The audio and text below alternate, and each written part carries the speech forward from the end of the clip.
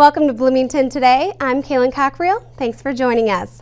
Now it's time to bring you the buzz on Bloomington Today for the week of November 21st through the 27th. A long overdue award was recently presented to a Bloomington war veteran.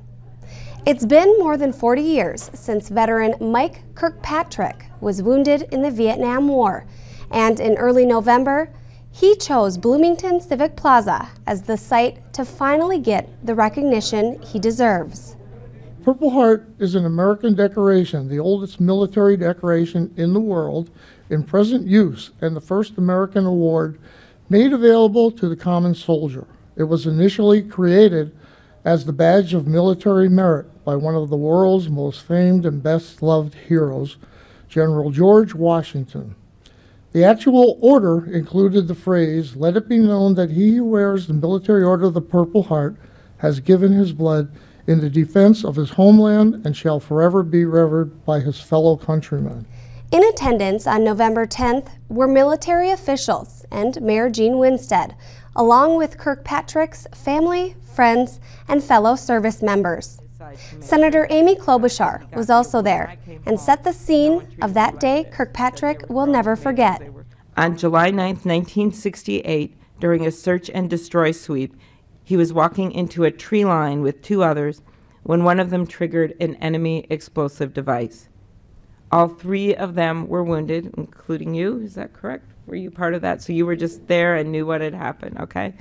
All three of them were wounded, but Mr. Kirkpatrick was their corpsman, and he disregarded the shrapnel he received and went to work helping the other men. So this is just an example of Mike's courage and his grace under pressure and what he was able to do while he was wounded himself. He saved other lives. All of them were evacuated to Da Nang for treatment, and both of the other two men received the Purple Heart for their wounds. However, Mike didn't receive his at the time, and as you probably know, it had nothing to do with him, but back at that time in our country, there was a lot going on, a lot of issues with records, and a lot of people were not recognized for their sacrifice. And 44 years later, that recognition came. The President of the United States of America has awarded the Purple Heart, established by General George Washington at Newborough, New York, August 7, 1782, to Hospital Corpsman Second Class Michael Dwayne Kirkpatrick for wounds received in action on the 9th of July, 1968.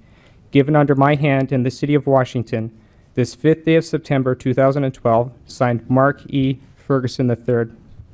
Kirkpatrick said it was his fellow service buddies who began the quest for his rightful Purple Heart medal. He, however, felt he just did what he was supposed to do for our country. Very happy to receive this, but this is much more than I expected.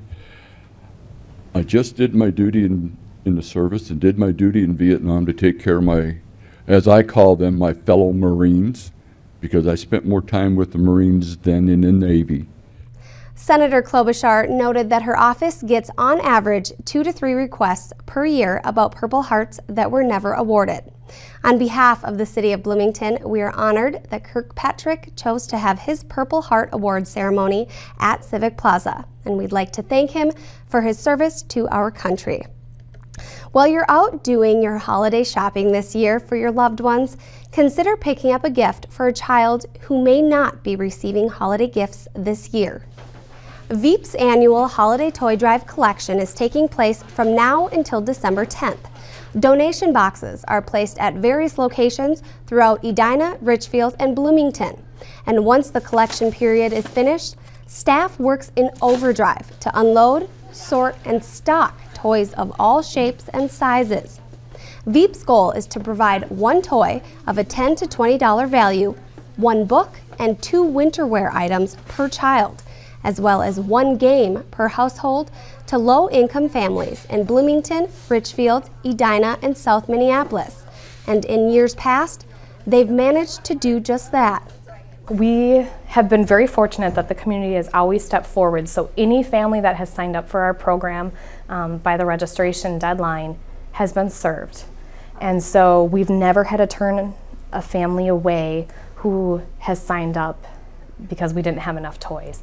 And so we're looking at 5,000 kids this year. That's 5,000 presents. That's 2,000 households. That's 2,000 games. 10,000 pairs of mittens and gloves and hats and that sort of thing. So it's so important to help these families out and make their life a little bit more special when times have been tough daily.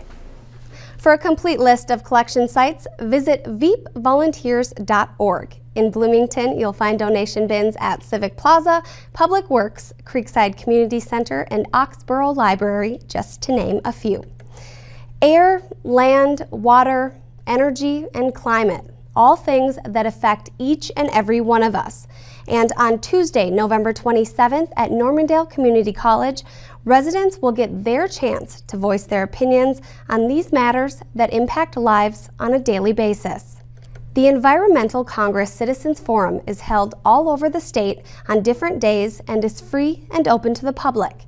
Minnesota State Agency commissioners and community leaders will be on hand to get your insights on what is important for Minnesota's environmental and economic future. The forum in Bloomington is again on Tuesday, November 27th from 6:30 until 9 p.m. Duluth, Worthington, St. Cloud, and Moorhead are also on the agenda to host forums in the next month. And recently, a resident who made sure their voice was heard was rewarded by the Bloomington Community Foundation, a nonprofit organization working toward maintaining a healthy and strong Bloomington.